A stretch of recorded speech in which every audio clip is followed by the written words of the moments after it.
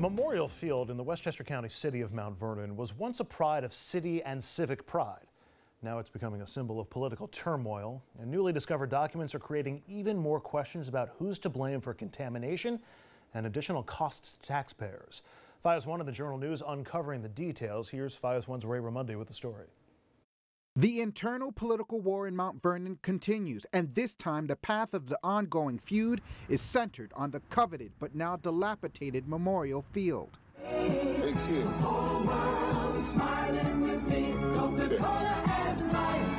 Have a Coke and thanks, Mean Joe. It was the place where one of the most memorable Super Bowl commercials was filmed back in 1979. The field was also home to performances from legendary musicians like the Jackson 5, even the King of Soul, James Brown. It was the home for graduations, the place where memories were made. The community came together at Memorial Field, and I really missed that.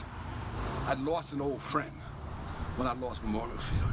And it has been lost since it closed for what was supposed to be a reconstruction project set to begin 11 years ago. The field of memories now filled with overgrown weeds, graffiti, and absolute decay. And now Journal News reporters Mark Longariello, George Fitzgibbon, and John Badler are asking why. So you have to go back to the drawing board, and it's going to cost more money.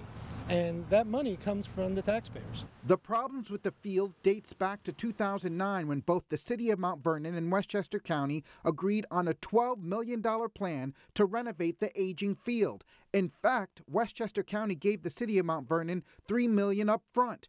But when former Mayor Ernie Davis was reelected into office, that plan was quickly shut down. I didn't think the plan was practical in the sense of what the city needed in terms of the historical content and the actual use of it. That decision prompting a crippling stalemate with fixing Memorial Field, leading to over a decade battle between the former mayor, state lawmakers, and the local city council. County legislator Lyndon Williams say the elected city officials are to blame. The funds that were allocated were not properly being accounted, there was no accountability, and there was a mismanagement, clear mismanagement. So here at Memorial Field, there's the blight of the grandstand that was supposed to be demolished and it never happened. And then you have the tennis court you see right here behind me that wasn't part of the original remodeling plan in the first place. And then there's that mound you see right across Memorial Field, which according to the Department of Environmental Conservation was filled with contaminants. In fact, till this day, nobody in Mount Vernon can account for how the pile got here.